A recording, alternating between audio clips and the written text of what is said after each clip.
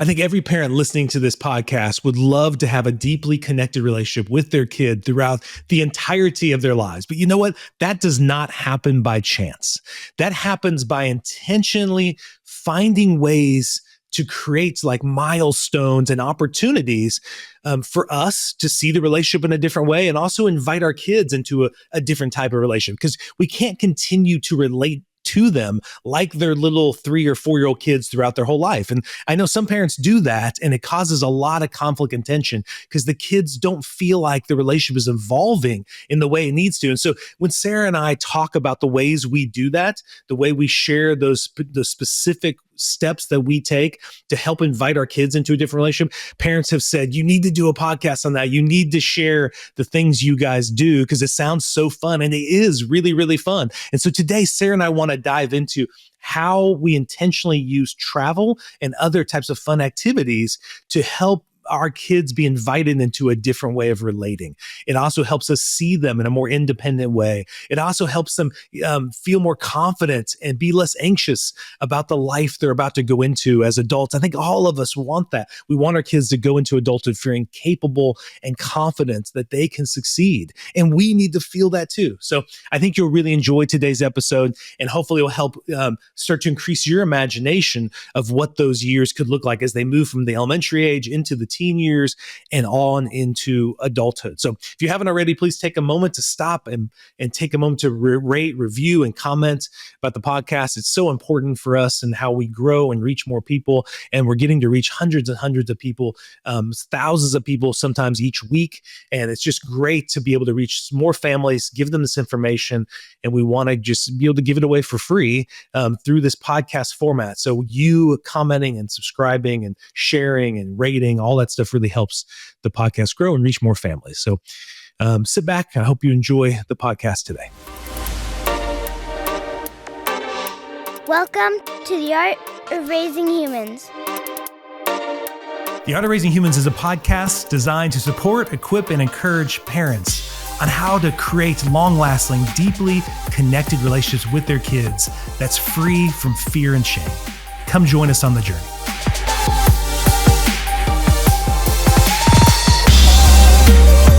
Hello and welcome to The Art of Raising Humans. I'm Kyle. Hi there, I'm Sara. And today we wanted to discuss something that many people have talked to us about discussing. You know, we'll chat about these things that we do with the kids, and many people have said you should do a podcast on that. Mm-hmm. Yeah. Right? Like just in casual conversation, we'll mention something, and so then we thought, okay, well, all right, we'll do that. Yeah, like we're we'll always give it a try, because we're always trying to take the podcast and get different topics. Some are ones that are pain points for parents, but other ones are about ways to intentionally evolve the relationship with your kids. Mm-hmm. And that, I think, is a big part of intentionally parenting as your kid is going from, the elementary kind of school age, moving into the preteen age, into the teenage years, is we want to really be thoughtful about how we do that change, because eventually they're going to be adults.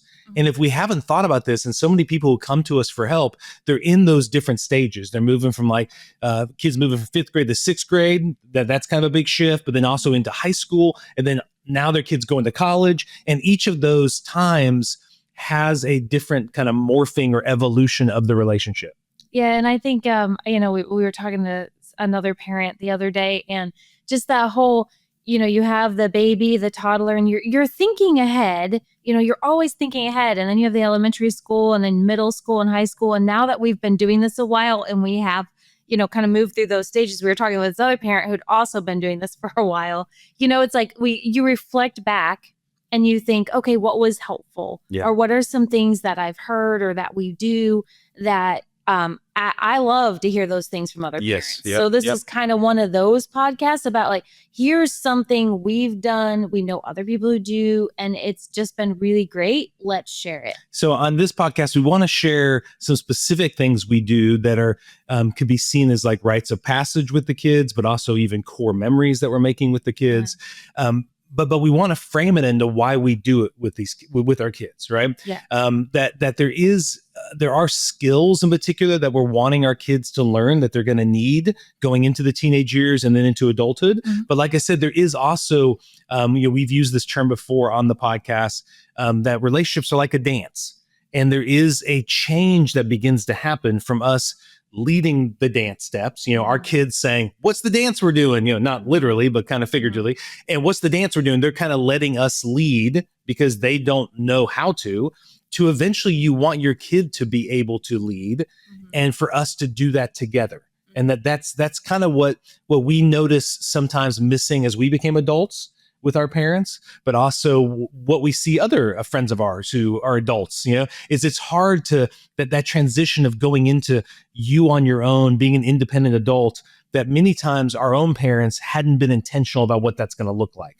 It's, I know for me in my 20s, there's times where my parents were still parenting me like a child. And it wasn't until, we had some intentional conversations about how that changed, but we wanted to help our kids move into that independent stage and eventually into interdependency with us. And we found these specific kind of fun activities helped us do that. Yeah. Yeah. And with a really big emphasis on of wanting to stay connected, from day one to all the way into their adulthood. We just really, you said that interdependence connection is a really big focus of ours. And along, we'll get into this, but even just resiliency, there's so many things that this one activity just really does a great little capsule of all these things. Yeah. So we've talked about before how we love travel. So travel's a part of it, right? Yeah.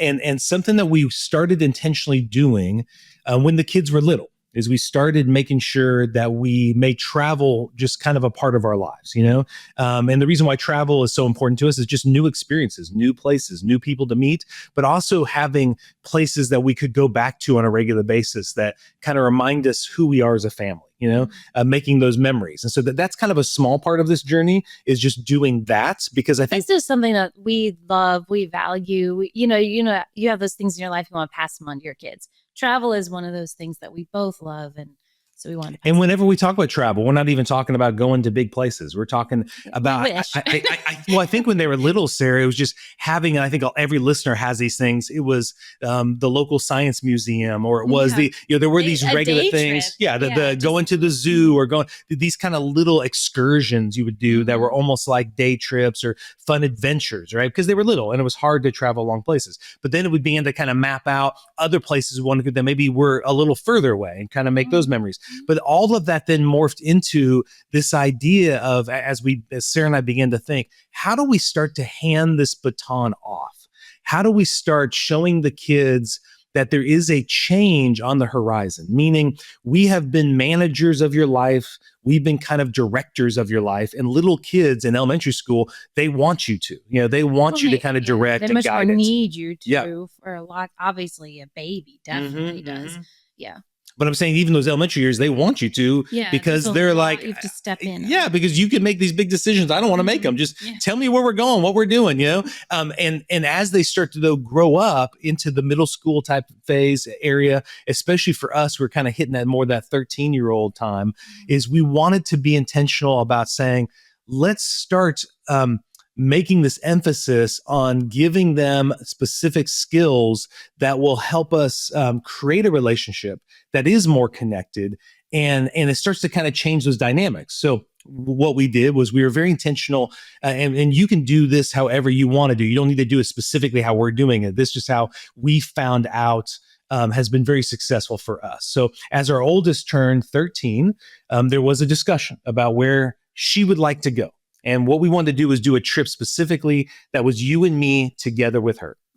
And why was that important, Sarah? Why was it important for us to do that together with her? Well, we wanted that, when all the kids are together. For us, we have 3. So we wanted that focused time, and we wanted to, it's going to happen anyway. Your kids naturally have this, you call it individuate, or they're driven, their brain is driven to go, can I make it? Who am I? How am I going to do this life thing? And so 13 is kind of that ball is rolling. And so we wanted to jump in with her and say, we see that ball is rolling. We're on board for this. Let's start, it's like highlighting something that's already going on, but paying honor to it and noticing it. So then it's on the table to talk about more. Yeah. Well, and developmentally, we know kids at that age are seeking identity. Yeah. Who am I? Can I do this life? Yeah. Do I have what it takes to be successful? And so for us, a tool of that, just to say, is like, where would you go? Yeah. And we both wanted to be on that ride with her to like, hey, we're here with you.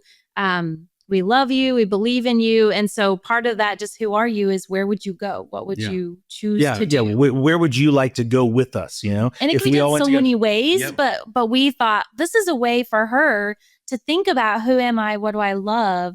Where do I want to go? Well, in that also what we did is we had a budget. So we gave her a specific budget. There's a great app that we've used called Wanderlog. And she was able then to use that, put that money in there as a budget for the trip.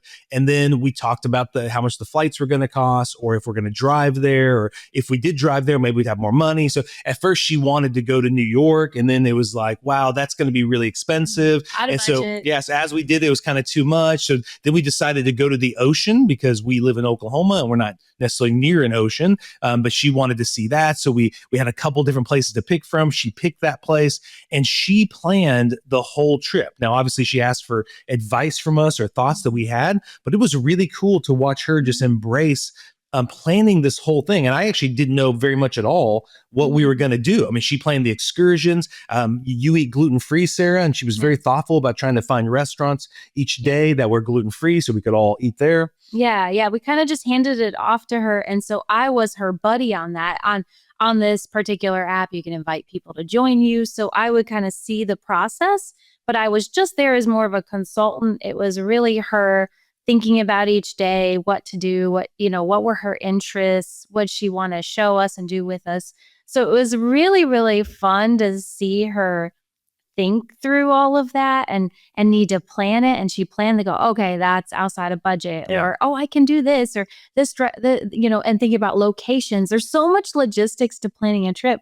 So it was really fun to watch that. I mean, on practical sense, just that skill build, because that can translate to planning so many things in life. Yeah. For us, we're using the trip to build some of those skills, yeah. But you could use it in lots of different ways, any kind of project or anything. But it was neat to see those things build inside of her, for her to be thinking about herself, but thinking about these people with her. Yeah, she's thinking about what she wants to do, what she wants to do with us, what she thinks is exciting. That was so fun to see that. Yeah, and then because the place we picked, we could drive to, that also helped save on the budget. So she was able to do other more fun things that she wanted to do. And then on the drive, Sarah, what we intentionally did that I thought was really fun is we put her in charge of the playlist, so she was able to pick the music. So the whole way down and the whole way back home was all music that she wanted us to listen. And of course, that involved a lot of Taylor Swift for her, but it was lots of fun to be able to listen to these, talk about the songs, talk about the lyrics, and it was, on that trip, there was so many beautiful things that we were getting to practice with her. So one is a word we use a lot, co-creating, like we're literally co-creating the trip with her. She's feeling the ability and gaining the confidence on how to have a budget, how to pick things she wants to, restaurants she wants to go to. She's getting to lead us. And we're learning to follow. And that's really, really, really powerful to send that message to your child that, hey, I've been the leader, but there's times you're going to lead, and I believe in you and I am willing to follow you as the leader. That's really powerful. And so I just want to bring extra attention. Yeah. Well, and many times, Sarah, I think kids only get that experience if we're not intentional about it, doing it with their peers, and we really wanted to be a part of that first big time that she got to do that, to kind of be there, to kind of guide that, to see it, to encourage it, to applaud it if she needed advice or wisdom. And the picture I came up with and we kind of explained to her was, you're about to go into this stage in life where we are not going to be the drivers of the vehicle, literally and figuratively. And we just want you to invite us into the vehicle. You don't need to drive around, and independence doesn't need to be you just being on your own. And we're like, what's happening? Instead, we'd love to be in the vehicle, in a sense of in your life, to where wherever you're going, we are on that journey with you. And it may not always be physically with you. I mean, you may be off, obviously doing your own thing. She's going to do that, but we want to always be part of that process, the decision making, the way you're thinking about it. Just let us join in on that. And I think it was a really cool thing to watch her do that, and to see how that was several years ago we did this trip, but to see how that has morphed into, watching her become more independent, and then also continue to invite us into that through her teenage years. I think that's what every listener wants. You want your kid from those early years where they are so connected in you. We all naturally want our kids to be independent of us and to be able to find themselves separate from us. That's very healthy. But I find so many teenagers think that has to be done on their own in isolation. Yeah. And it's not because the parents want them to, but just because many times the parents haven't intentionally done anything that kind of gives the kid a vision, a picture of what that could look like for you to now guide your own life, but have us on board with it. And there's just something to being so obvious about it. Yeah. We intentionally have these conversations. We don't just, it was something, instead of it just happening, we're like, okay, these are the teen years. This is what's going to happen. Yeah. This is how, this is the trajectory of things. We want to be there with you in this process. So we laid those things out there and had these conversations. Now we can revisit them time and time again. And I think it's just, shining a light on it for her even to think, okay, I'm owning this. Yeah. Here's my life. My choices matter. I can direct this thing. I'm capable. There's, all these little messages that we're sending when we intentionally do that. And so it was just sort of it was a fun way to do that. Yeah. It was a fun way to have that adventure with her and convey those things. And then we also do 2 other trips. Okay. So that's at 13 years old. We want to do that with each of our kids, have this moment, you and I together, Sarah, planning this trip, with them, and they're kind of bringing us on board. And we kind of explained all those different types of things. They're learning so many different types of skills and getting their confidence on kind of creating the life they want to live. But then the other trips we do is we really wanted to be one-on-one with them and do some fun trips. So those can look a lot of different ways. It could look like what I did with her when she was 15 is we took a trip that was kind of a surprise trip. I thought, this will be fun. I know things that Abby likes to do. I know things I like to do. And I know how they connect together in certain ways. So I'm going to kind of take her somewhere that she didn't plan, that she didn't expect, and she loved it. I asked her, I said, do you want to be a part of this? Do you want me just to surprise you? She wanted to be surprised. So, and that day, this one did involve flying, and thank goodness we had some fantastic airline miles from Southwest. So once again, it made it very affordable. I don't think I even had to pay for the flight, but then we're learning all the tips and tricks. Yes, because we want to do these trips and we don't want to be hindered by the lack of finances to do it. Yeah. So I want to encourage you. Creative ways to do that. I mean, this was just through getting a Southwest card and getting a free getting points and companion pass. Yeah, companion pass was great. And so I ended up surprising her and taking her to Salt Lake City because I had never been snowmobiling or done any of these kind of like snow things. We're not skiers, but we wanted to do some fun things in the snow in a city we've never been to before. And we love the mountains. And so it was really fun to surprise her that day as we drove to the airport to tell her where we were going.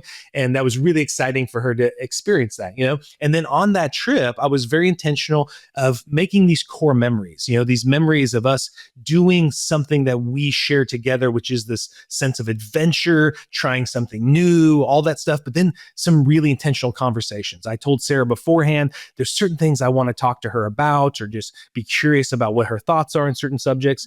And those conversations were so fun, and they're typically happening not during the events, but all just sitting at a coffee shop or just like sitting over breakfast. And she was just like an open book because she was feeling very connected. Yeah. And I just want to highlight, you didn't go with your list of lectures that you wanted to have with her. No. These really were times of curiosity and getting to know her thoughts now.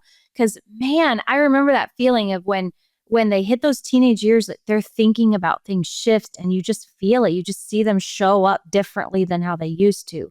And so you went into that with curiosity about how are you showing up? What are your beliefs? What are you thinking about things? And then that curiosity opens the door for you to have some thoughts, but your intention wasn't, here's the 10 things I'm going to teach you. And I'm glad I you think we point just that need out. to be careful. Well, Sarah, I'm glad you point that out. It wasn't things that I want her to know. It's things I was just curious about how she thought about it. It really was seeking to understand her on all types of topics when it comes to school, her future, dating, all those kind of things. And a lot of that happened on just driving to and from events, or like I said, sitting at a restaurant, or being in the hotel at night before we went to bed. And it was really cool to just see how open and receptive she was to it. She wanted to be known. She wanted to discuss these things. And it's just another aspect of, hey, I want to be in the car with you. I want to be able to be part of this journey of you as you create the life you want. And I want you to know I'm interested. I'm all in. I want to be a part of it. Yeah. And you were safe. You were a safe person who was listening and not full of the judgment. Like sometimes that anxiety comes in as a parent and you're like, I gotta say something about this. But you were just there for not your purpose. So. That's good. No, it was to just listen and shut up. Yeah. So I had some key questions I want to ask, and I ran them by you too. And just to I'm gonna kind of hit these topics. What do you think? And as I just asked, I just tried to do my best to shut up and just listen. Okay. And then now you're about to take her on a trip. Yeah. So the night, and this is no particular order for us. We did want to kick it off together. Like here we are, and then do that special kind of one-on-one. Because you each have a different kind of relationship with your child, and so it's that chance to highlight that and to bond and do things together in your style. So she has been wanting to go to New York. And so it has taken us a while to figure out how to do that within a budget for us. It's much cheaper if just you two go. It is much cheaper if we go. If all three of us go, or even the whole family goes. Well, I mean, I looked at, what time of year it's cheaper to go. Again, the airline miles, saving those up, that kind of stuff, hotel, all that. So we've been able to work it out. It took a couple of years, but been able to work it out. And now she and I are going on a trip, and we'll be going to New York. And similar to what you said, I have some things in my mind that I hope to talk with her about. The focus of my trip, though, is just seeing her, listening to her, having adventure with her. Those, again, the word, you hear this all the time now, but core memories. That's the goal. That's my primary focus on the trip. So this one we planned together. I've taken the lead on where she threw in all her stuff and got all excited and did all this planning, and I'm just finalizing things. I think part of that too, New York's a little complicated. Huge. So I definitely feel like, okay, I gotta make sure this is all gonna work out, So I've stepped in a little bit more, but I haven't entirely planned it. It has been something we've done together. And so now you're gonna do that, and now we'll kind of wrap up those 3 trips that we really wanted to be intentional about doing. And each one of them has a different type of emphasis. So just to kind of recap, we've got the one we do together, where that's kind of to kick it off. This is a new phase in your life. We want to celebrate it. We want to be a part of it. We're going to move now from being the director of your life, the manager of your life, to instead we're kind of moving into like a consultant phase, more of a consultant. We just want to be invited in on that journey, right? To have our voice matter, because we do think the parent's voice does matter, and the kid wants to hear it. They want to know what you have to say, but it's just going to look different. And it's a little hint of audience. Like I want to be in the audience. I want to watch your life. I hope you will run over and talk to the sidelines. But and these kids are so anxious about going into adulthood. Hey, we're cheering you on. We think you're going to succeed. This is going to be great. We're not going into this with fear. So that first one was a lot of co-creating together. It was sitting back and just like letting her take the lead. But then these other ones were more about us together with her, as individuals with her, us getting to know her in a different way, her getting to know us in a different way by just sharing that adventure together. Connection. And then now our son has turned 13, and now we're planning the trip with him. So you and I are going to go to Chicago with him. That's the place he chose, and we're having so much fun planning that trip too. But it's really cool as we started this, Sarah. And I know we kind of cherry picked this from a lot of different books or other, people that we know who this is our version of mashing it together. But it has been so fun getting to have this intentional focus on how to help our kids join with us on this, as they're learning who they are, how they want to show up in this world. And I just think it's a really fun way to do it. And every time we've mentioned it to people, even when we were in Florida and at the ocean with Abby, I remember we talked to some people on a boat that we were on, and they were like, this is so great. I want to do that with my kids, right? Yeah, and so it's just something that a lot of people have not thought about. Maybe you as listeners have heard about it, but Sara and I wanted to share it today just to get kind of the wheels turning. Maybe your kid is really young and you're thinking, oh, that's far away. Yeah, but the thoughts can start happening today. What's my plan on how to transition that relationship from being the manager of my kid's life to those teenage years? Because really those teenage years can be awesome. And lots of the conflict ends up happening because the parent doesn't have a vision of what that new dance looks like with the kid. It's just, we continue to relate to them in the same way we did when they were little babies, and it's not working. And the kids will be very frustrated with that. Well, and I think it by doing it so intentionally, it helps us remember to do that. Exactly. Yeah. Oh yeah, I'm not directing anymore. Oh yeah, I need to step back from that. So it's just a nice way to have that reminder. And we're using travel. You could definitely do something else. Yes. Yeah. But I wanted to lay it out because even if I've heard people, oh, I did a trip with my team. Yeah. You know, I just thought, oh, maybe the details and the motivation, how we're going through it would be helpful to other people. As we've dug through it, we've thought long and hard about this. We're like, let's share it. Yeah. And I think we still might add on, if the finances can be done, before they leave the house at 18, try to do a big family. Yeah. Like a whole big family one. And I know we've heard a lot of families who do that. Maybe you, the listeners, you guys have done that. But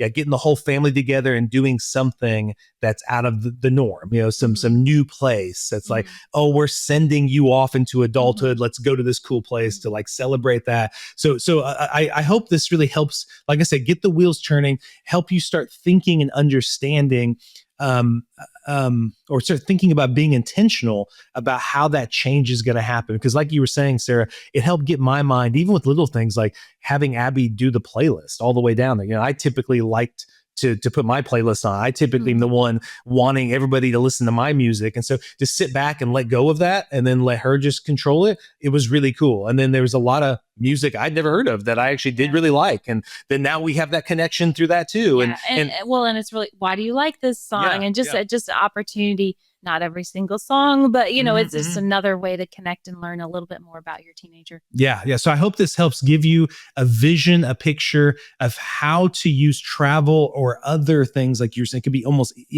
I think travel is a really good way to do it, but there's other ways I'm sure you could think of. And we would love to hear your stories. If you have ways that you intentionally do these kind of rites of passage, or ways in which you invite your kids into independence and helping them co-create their future, we'd love to hear those stories and love to hear those ideas, because we might integrate them into what we're doing with our kids as well. So we definitely don't think we have it all figured out here, but we didn't want to just keep this to ourselves, and we kept getting feedback that people wanted to hear more of this. So thank you so much for taking time to listen. I hope this inspires you to plan some great trips with your kids and to start connecting with them in this more deeper, intentional way. And so hope you have a great day. The Art of Raising Humans podcast should not be considered or used as counseling, but for educational purposes only.